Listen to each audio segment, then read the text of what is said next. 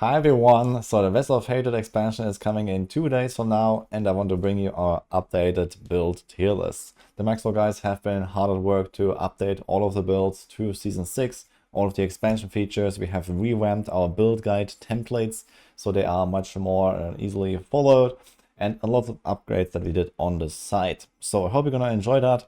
And yesterday we had our tier list meeting to discuss the power of builds across all classes. Of course, one of the highlights is the new class, the Spiritborn. That's also what I will be starting with. I've been blasting this class for like roughly 100 hours lately in the press early access. And I've been testing a lot of builds, a lot of mechanics. And I'm personally writing 7 Spiritborn guides that are kind of going live on the page as we speak. And you're also going to see some videos, actually a lot of videos that I will make about all of these different Spiritborn builds.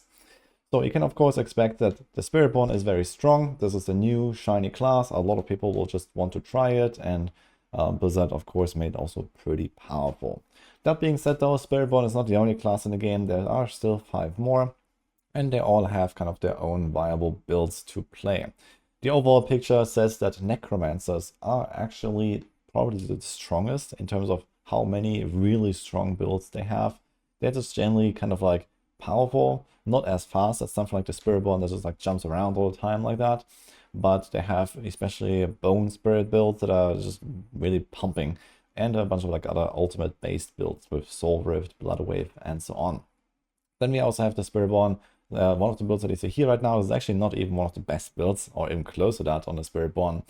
There's for example Quill Volley, Touch of Death, and those can probably go the highest in the entire game, and they're also really good all-rounders and really fast. So these are probably some of the most popular ones, and then there's a bunch of other Spiritborn builds that also work in a similar fashion that are really strong. We have the Barbs. They only really have Mighty Throw to show, and that's almost about it, but they are kind of like middle of the pack, I would say. They have like, working builds. They can go relatively high as well in the pit, for example. And then we have rogues that also have kind of just 1 or 2 shining builds around Dance of Knives and Victimize. That is looking quite promising, and that's almost about it. So rogues are kind of not really in a good spot currently. And lastly, the druids, they have gotten nerfs to the 2 most powerful builds that we were playing on the PTR. So they're basically both dead. So the Stormslide and the Shout Druid that you may have seen on the PTI. I also made a video about the Shout Druid, I believe. So this is not happening, and instead we have to play other stuff on the Druid. And Druids are generally looking like the weakest class going into Season 6. So that's it for like the overall picture of what the classes are looking like. And we do have our updated tier list here on Maxroll as well. So they are already published. That was last night. I also made a news post about this here on the Maxroll Discord. You may have seen that. And before we jump in and talk more about all of the different builds, I also want to show you our new tier list page system. So we have this tier list landing page here on Maxroll. You might have seen that from the past, where you have like all of our stuff. There's also some other things, like we made a new runes tier list just to like rank them a little bit, like, based on their viability, let's say.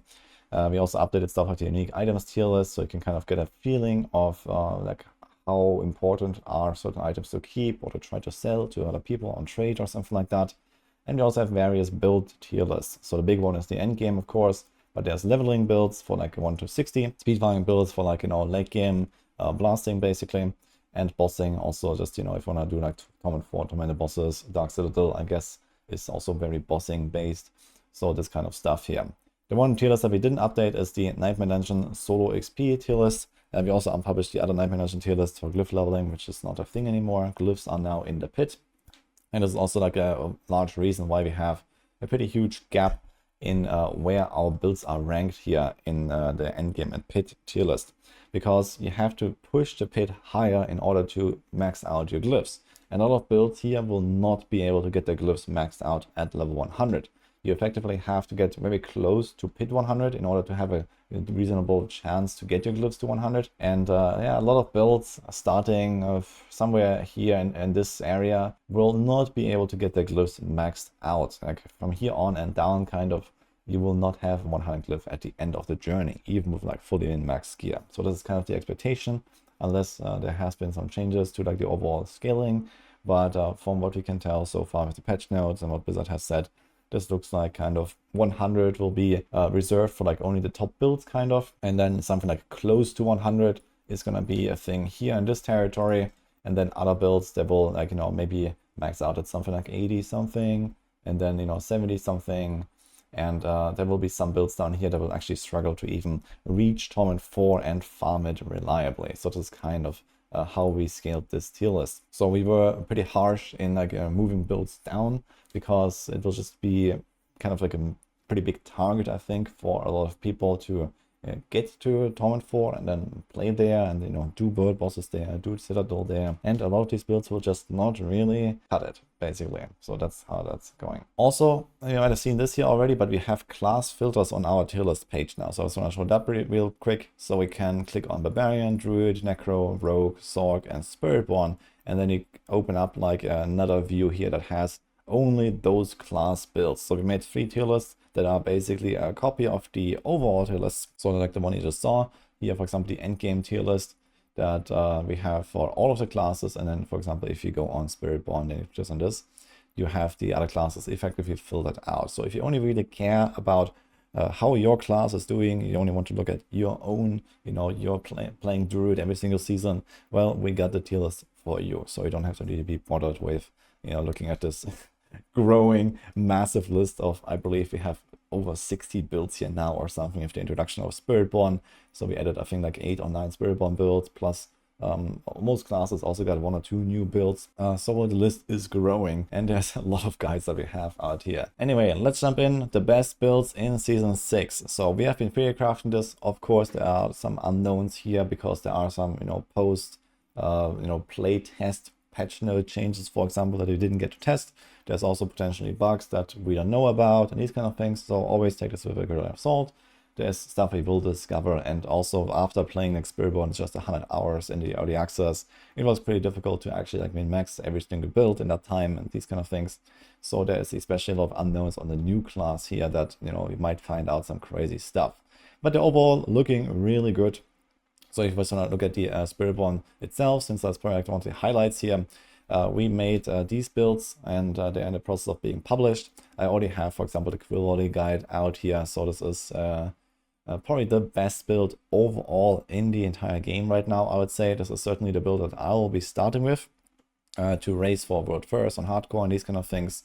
It just kind of like works from level 1 all the way to pit 100 plus, and it's extremely powerful, extremely fast. It has a lot of stuff going on this class here. Look at some of the mechanics sections that, you know, it's just stuff that I found out that I've thrown into the guides here. And there is, yeah, you can't go wrong with this build, let's say. Quill Volley is a very fun build, and this is what we put here as the number 1. So reaching pit 100 plus will be no big deal with this. And the same for Touch of Death. So these are also, and the same for Touch of Death Spiritborn. So you might have also seen some talk about this, or maybe some video or something like that. So those two are like the number like 1 and 2 builds. Kind of hard to pinpoint which exactly will push higher in the pit, but they're both like absolutely blasting. The main difference here is that Touch of Death cannot be played at level 1 basically, so it needs a bit of time to get online. It also has a pretty incredible late game scaling. A bit more than Quill Volley, I would say. But overall, you can't really go wrong with either of them. One is a poison-based build, one is a lightning-based build. And they are looking really strong. We also have some Sorc builds here. So I mentioned Necro is really powerful, you can see that. They actually have the most S tier builds with 4 of them. But Sorc is still up here. So there is the elemental constellation aspect that has been introduced in the Season 6 PTR, and that has some incredible flat damage value. So I can show this real quick. With this aspect, you can omega stack like attack speed and triggering certain spells. For example, like I think with Fractured Winter Class, or with Firebolt and the Firewall shenanigans, and other ways of doing this. I think even Chain Lightning works that way. So effectively, you can like ramp up this elemental constellation aspect, and then you get like some insane burst every 3 seconds, and that can do billions of damage. So that's still looking very promising. I'm not 100% sure what exact setup Northfire has been cooking up here with the elemental constellation, but that is going to be a pretty huge thing, at least for the Sorcs. And Lightning Spear is still there. So despite like a quadruple nerf, we are expecting it to be actually very strong. So if you enjoyed Lightning Spear in Season 5, then it is still around. It will definitely be like a kind of like end game, like, you know, scaling heavy build, so you probably need like, really good gear to really pop off in a late game since they got nerfed a bit. Getting there should be fine anyway since it's an S tier build, so that's going to be pretty strong and has incredible AoE clear, for example. And then we have the Necros, so everything Bone Spirit is very powerful. We have 2 Bone Spirit based builds here, so the raw Bone Spirit. Then we have the Spirit Wave Necro. This is a combination of Blood Wave and Bloodlands, and then auto casting Bone Spirits with just very frequent ultimate uses. So you just use your ultimate like every second or 2 times per second or something like that. And then with Blood Artisans Kiras, you shoot out these Bone Spirits all the time. And Soul Rift Necro. So the new skill for Necromancers is an ultimate that can also actually carry its own build, and it's really powerful. And lastly, we have the Dance of Knives Rogue. So Dance of Knives Rogue, Mippy has been cooking this a lot. So this is one of the weaker S tier builds at least. But it is incredibly fast. You just like hold right click and you fly. It is like the spin to win God Demon Hunter build from Diablo 3. So a lot of people will probably enjoy this one. I think that especially the Rogue enjoyers, they like to go fast. They don't really want to play like Spiritborn or something like that. Dance of Knives is there. So this is pretty good. You see here we only have 4 classes represented in S tier on the pit push because, as I mentioned, Barbarians and the Druids, they're not really as powerful as in the past, for example. So we have like a Landslide Druid here, we have a Mighty Throw Barb, we put them at the top of 8 here. So these builds will still be like acceptable to get your glyphs all the way to level 100, but it will be a bit harder, for example. And there's a bunch of other stuff that we have up here. So in 8 here, it's kind of like where Druid is landing with a bunch of stuff. So there's like Boulder, Hurricane, Companion, for example. And for Barbs, there's actually kind of like a bunch of nothing. There's a pretty noticeable gap between Mighty Throw and then all the rest. So that's a bit of a bummer, but Mighty Throw is a relatively good and also, to be honest, pretty fun build. I've played a bunch on the PTR. I really enjoyed that. Then we also have more Spiritborn stuff. So we have Crushing Hand Spiritborn. This is like a Gorilla build. And then we have Stinger Spiritborn. This is like another Poison Pestilence Swarm build where you're basically like a bit of like a Hammerden. That's kind of fun. I played that a bunch, so it's really cool. So actually all of these are also the guides that I am writing here. So I've already published Kill Volley.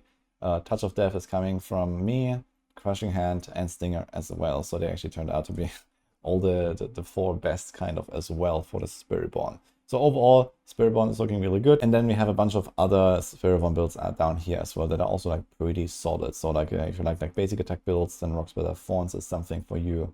Payback is really cool. It's actually an overpower build of Banishlord's Talisman. We have Rake, that is also a Thorns build of a different style, and then there's even Soar down here. So this is a kind of gimmicky, you just kind of like teleport around all the time and kill everything with that. It's a bit like a teleport Zork, but you can actually control where to go.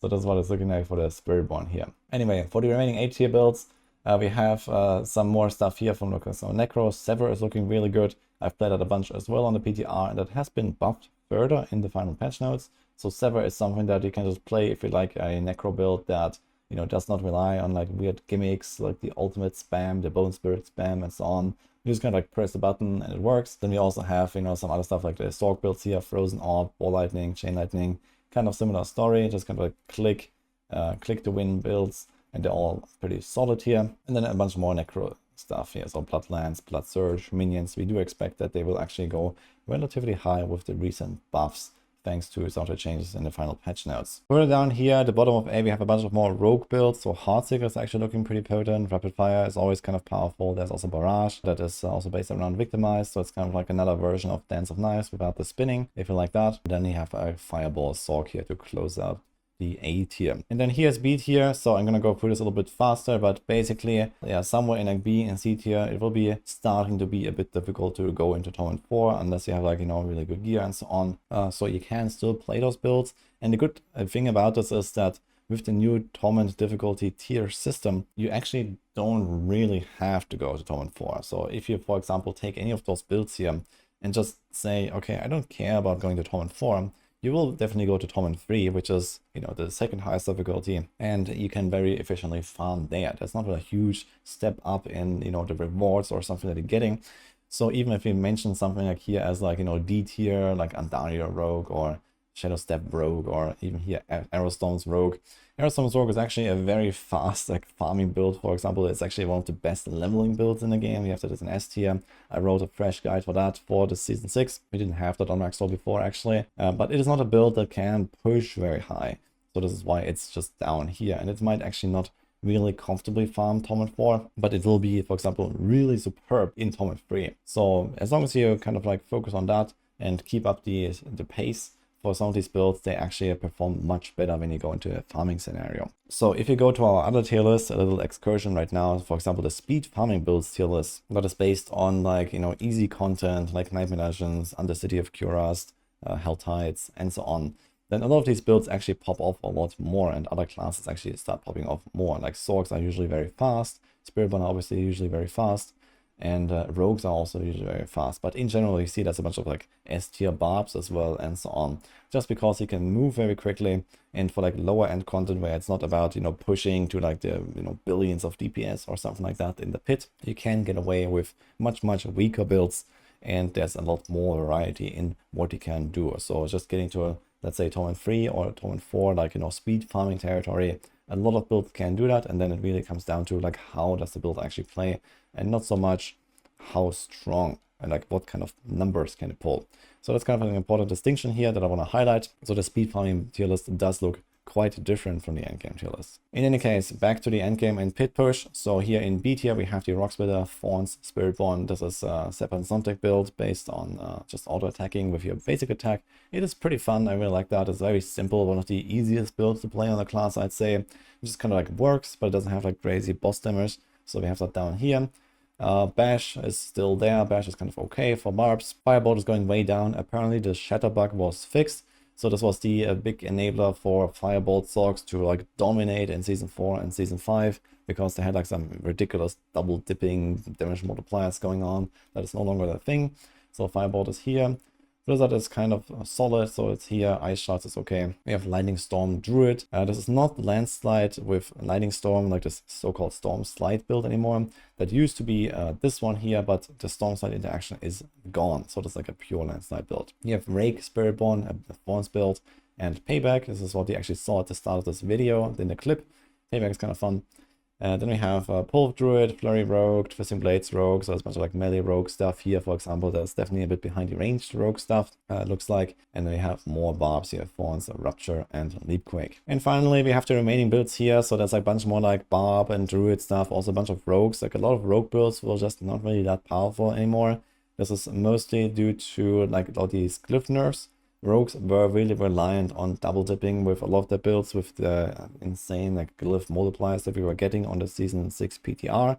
Now glyphs have been tuned down, and this affected most rogue builds more than most other builds. So for example, I've also written a fresh new solid D tier trap rogue guide. So that's a bit unfortunate. This was a build I was very excited about and pushed to 100 on the PTR. But it turns out then with the recent changes, it's just not really popping off that hard for like pushing. But overall, still a really fun new build that we have here, for example. But yeah, Andario Rogue is going way down. There were some changes to how that works. Yeah, a bunch of other stuff like Death Blow is kind of like, yeah, losing its main resource engine, or has lost it already actually with the Starlight changes. So that's not really that crazy. Aerostorm's Rogue, as I mentioned, very strong for leveling and speed farming, but doesn't really pop off in the pit, for example. And there's like a few more examples here, like Double Swing Twister, Whirlwind Twister. They fixed the Tyrus Might bug, for example, where Whirlwind barbs would always spam tap their Whirlwind. So you can no longer do that in order to proc Tyrus Might. So this kind of loses a lot of power here as well. And yeah, these core skill barb builds, Hoda, Upheaval, Double Swing, they're all just not really that great as, for example, Mighty Throw. The new skill for Druid is also not really looking very strong. It has received a pretty major buff in the final patch notes, but that was not really anywhere close to enough. There's also Shred stuff and Werewolf stuff, despite the extra changes and extra buffs to the aspects and the Paragon boards for Druids. These are not looking really that strong. And a bunch of other stuff here, like Arcalash Sorc is still around, Meteor Sorc, not really great, Firewall Sorc is here, good leveling build, but also kind of falls off, and there's some more stuff here, so I wouldn't really recommend some of these like necro builds, for example. So that was the overall endgame and pit push tier list. So this is largely based on just like raw damage output, because you have to defeat these extremely tanky bosses in the pit in order to progress, and of course some other factors like what's the quality of life, how fast are they overall, like how well can they do all types of content in the game. So if you're looking for this, then this is our main tier list here. But as I mentioned, we have some others, like we have the speed farming here that is based on this, but then we move stuff around depending on how fast can you actually go, like how fast can you complete Undercity runs, or how good are you in like Infernal Hordes, how fast can you get your Whispers done, and these kind of things. So a lot more stuff becomes viable here, just because you have high mobility and not necessarily the most damage on some of these builds. So even something like Shadow Step Rogue, for example, once you have like a really good setup, is actually up here in S tier, because you literally just teleport from enemy to enemy and one-shot everything at some point, and this is kind of like how you play this. And in that case, it actually is a pretty good build, turns out. And it's kind of the same with a bunch of these bar builds. There's gonna like charge, leap very fast all the time, and there's gonna popping off here. Spiritborn is generally a really fast class, so we have like some of the best speedfarming builds up there as well. I think Crushing Hand is actually the fastest for Spiritborn, even though it doesn't push as high. It has basically screen right AoE and teleports like every second kind of, so pretty good. And this is kind of like how that works. Yeah, a bunch of rogue stuff here because you have dash, flurry, and Shadow Step for mobility, so they're really fast with a bunch of builds. And then it trickles down here on the speed farming tier list, where based on the power of the builds, some of the endgame builds, and then the mobility they can actually throw in there, you know, some builds kind of like rank better or worse. Let's go through the bossing tier list real quick as well, we added. So bossing tier list is also largely based on the endgame tier list, but with less focus on mobility and more on just raw damage. Kind of like how fast can you defeat tormented bosses in a 4-man party on Torment 4. So this is going to be quite important to farm your mythic items, to farm your uniques and so on. So people usually like to have like a really strong carry in their party. So of course this kind of corresponds a lot to the endgame and pit push tier list, since raw power is needed. But there are some things where, you know, some builds are not really that great at bossing and they're just really good at everything else. So we move them around a little bit. So for example, Dance of Knives Rogue, it relies on the stagger. It might not actually be able to one stagger kill a Tormented 4 boss, for example. So maybe you can do that, maybe not, depending on how good your gear is. But this, for example, moves down from S to A. And like a few other builds kind of like shift up and down a little bit based on that. But yeah, overall, the strong builds will also obviously have no trouble killing those bosses. So some of those top builds here, they kind of expected to just outright one-shot the boss, even for like, you know, like hundreds of millions or billions or so of HP, or maybe just kill them in like 2 seconds or so on like an endgame build. That is certainly doable with like, you know, a bunch of these Spirit Bomb builds and Bone Spirit and Elemental Constellation. They kind of just like walk in and kind of just like one tap. So that's actually a thing. And then we have, you know, some other builds that can, you know, take down the bosses relatively fast. So all of these here should be acceptable to do, like, you know, Torment 4 boss rotations, for example.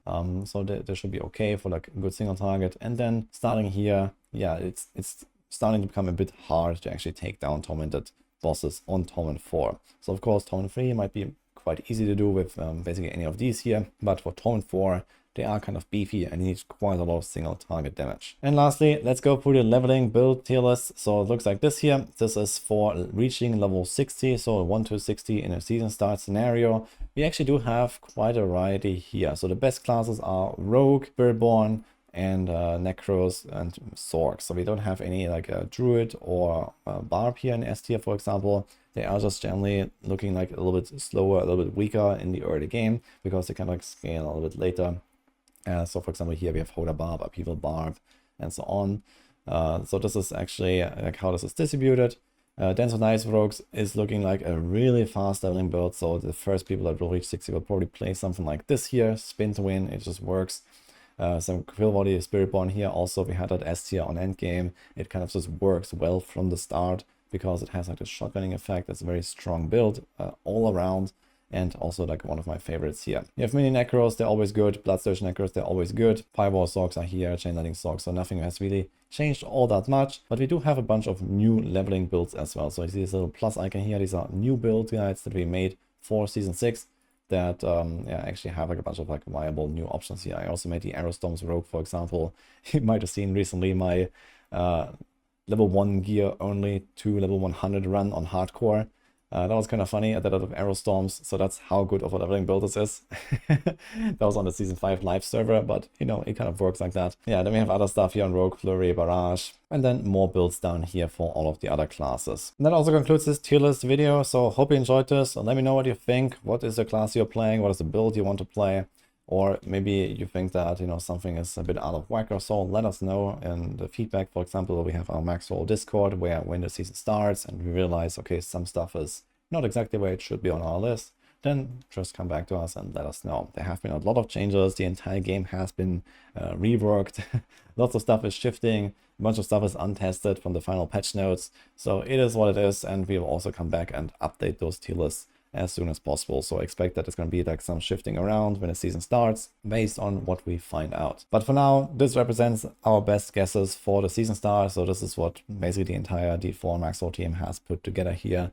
And everyone is hard at work at updating their builds as well, so that you can just go and click through and you can read the build guides right here. So for all of these builds, they should be possible and you can choose to play whatever you like. I hope you enjoyed this tier list video. Good luck in the season and see you guys next time.